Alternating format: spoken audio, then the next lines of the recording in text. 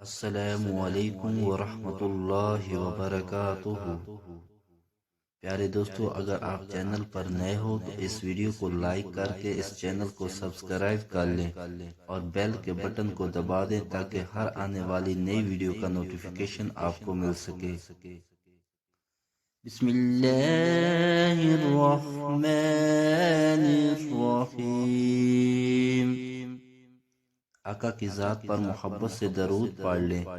الصلاۃ والسلام علیک یا رسول اللہ وعلی آلک واصحابک یا حبیب اللہ۔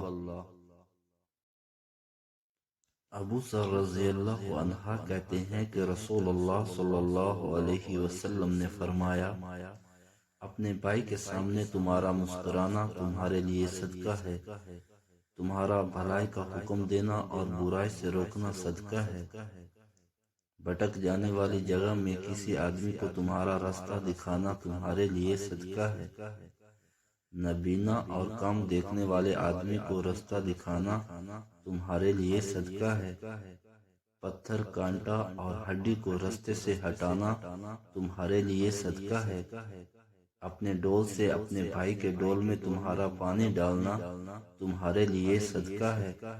حدیث نمبر 1956، ترمذی شریف۔